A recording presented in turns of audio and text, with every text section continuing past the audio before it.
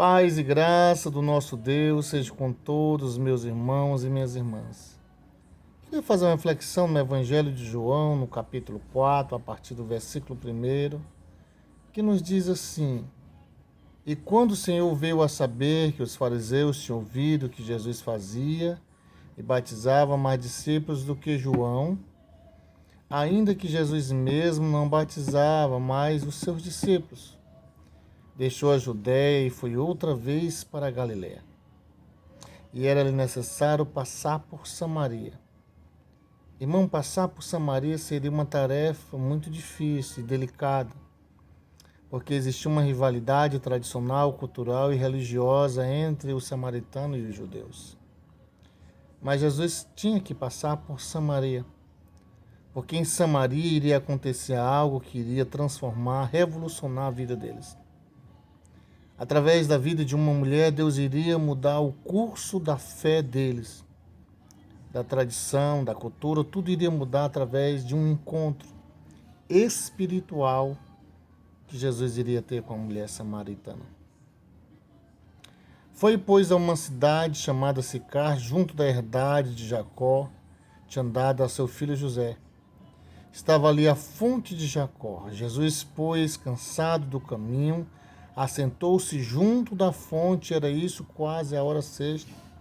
Segundo alguns historiadores, dizem que era quase meio-dia. Veio uma mulher de Samaria tirar água.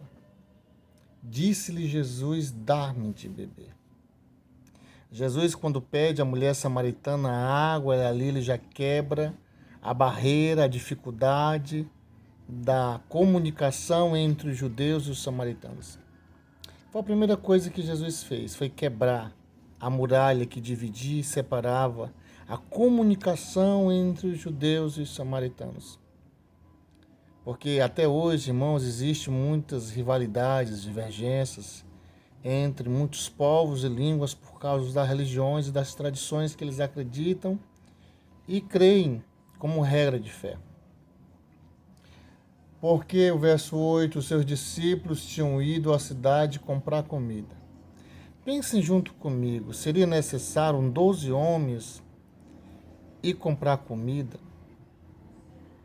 Jesus precisava desse particular, conversar com ela a sós, para ensinar ela o valor da eternidade que ela não entendia e não compreendia. O que me chama a atenção é que Jesus quebra todos os preconceitos que cercava ela e Jesus. Uma mulher não podia comunicar sós com um homem. Ainda que fosse uma mulher solteira, não poderia. E você vê que Jesus Cristo, ele conversa com a mulher samaritana. Uma mulher que ele sabia do seu histórico social, dos seus valores morais, mas nem por isso Jesus dispensou, repreendeu ou rejeitou a mulher samaritana. Pelo contrário, ele pediu ela água. Disse-lhe, pois, a mulher samaritana: como sendo tu judeu, me pede de beber a mim, que sou mulher samaritana?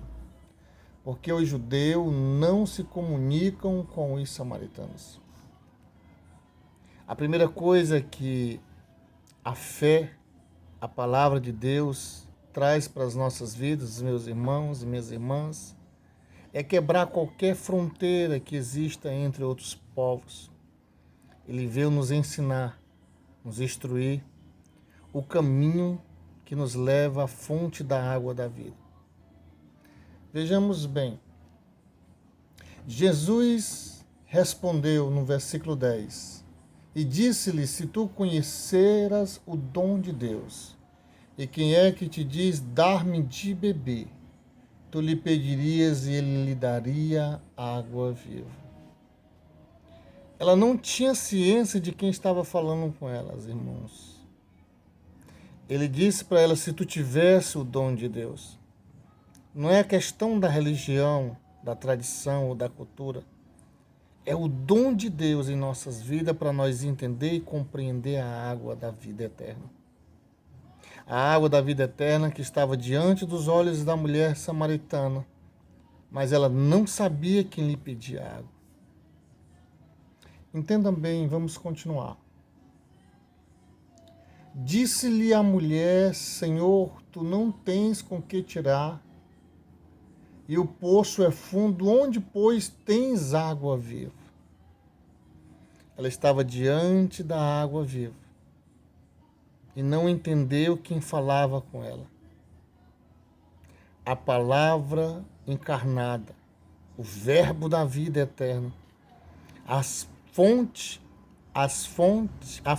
inesgotável da palavra de Deus.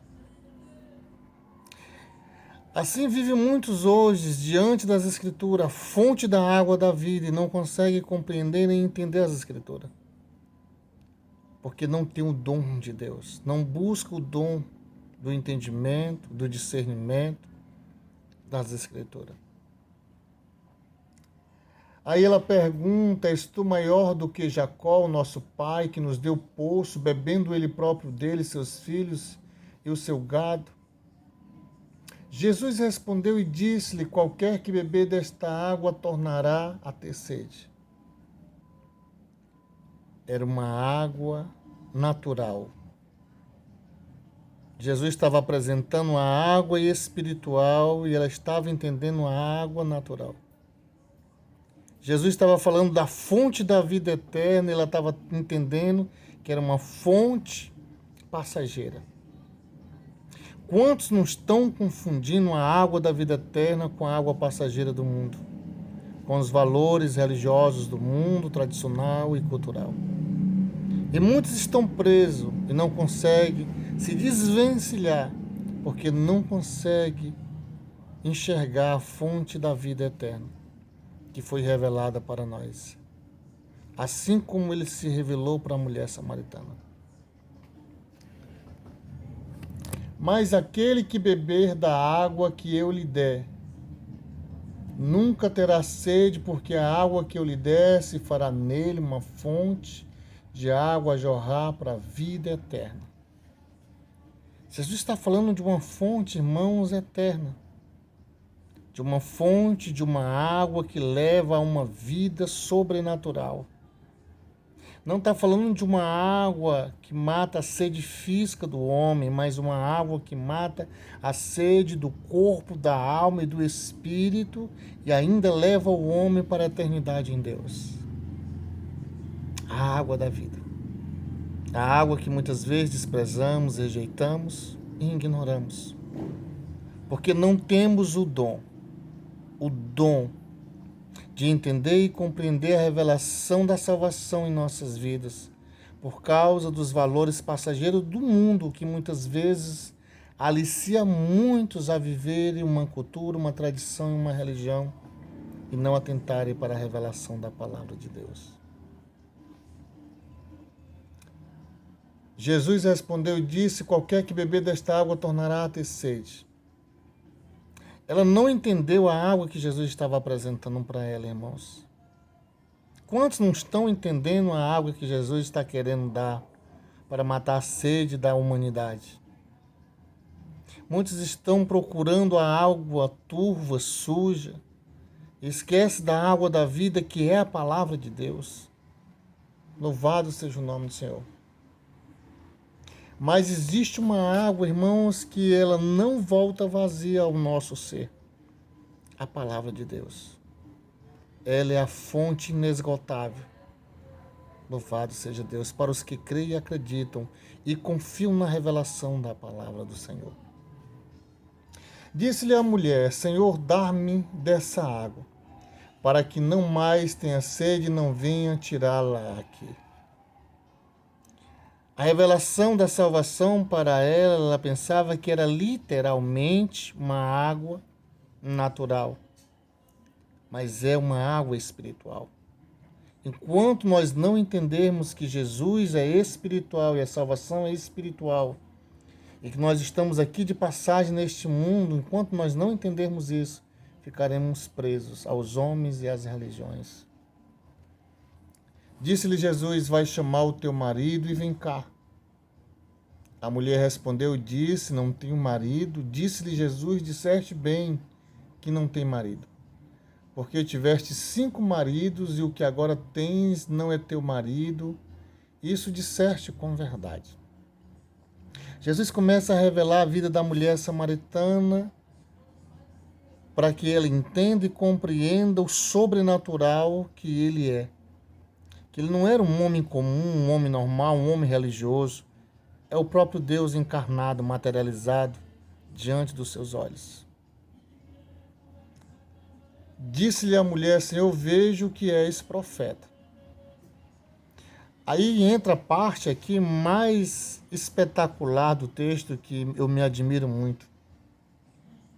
A mulher disse: Senhor, eu vejo que és profeta, já falei, nossos pais adoraram neste monte, e vós dizeis que é em Jerusalém o lugar onde se deve adorar. Ela começa a entrar num campo da fé, no campo da adoração, e é onde Jesus queria chegar.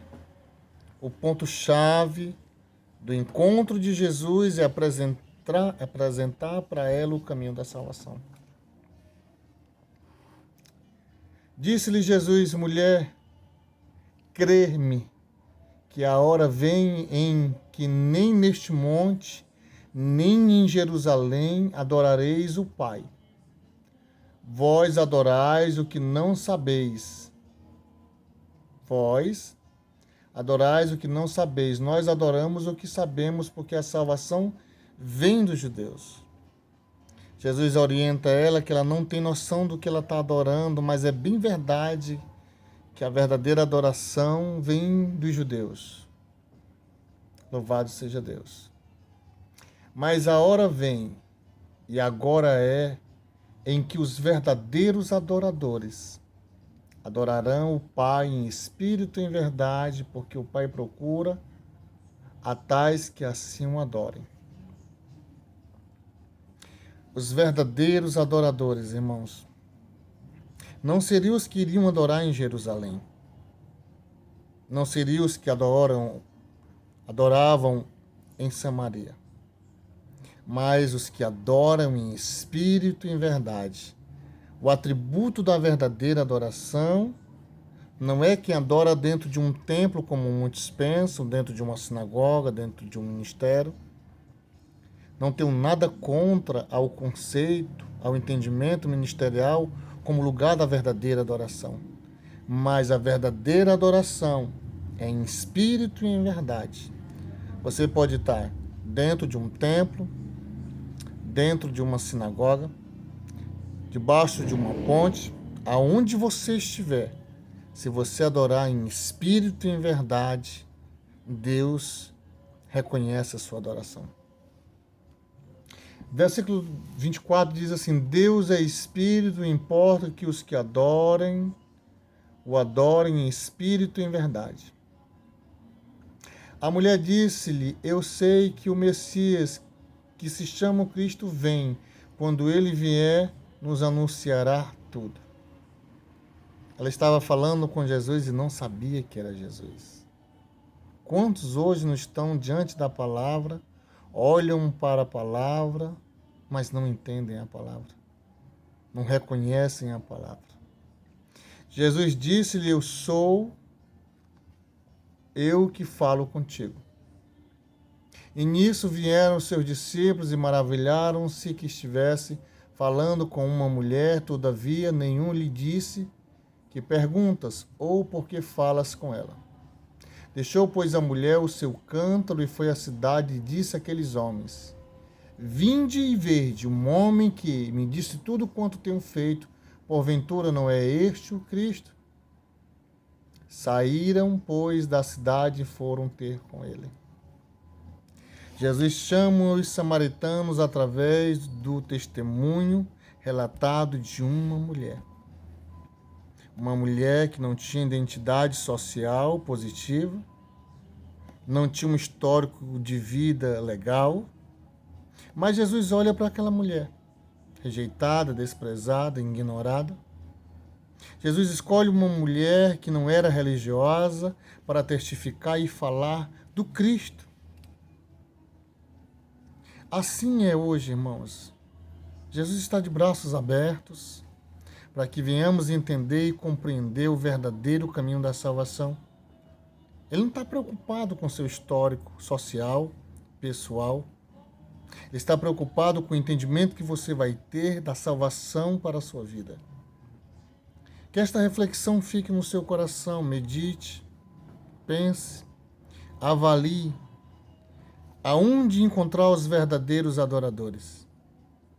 Porque aonde estiver um ou dois ou três reunidos no nome de Jesus, Ele estará presente. Que Deus abençoe a sua família, os seus sonhos, os seus projetos. Que Ele abençoe as nações, a nação brasileira e todos que amam e anelam a sua palavra. Fiquem com Deus.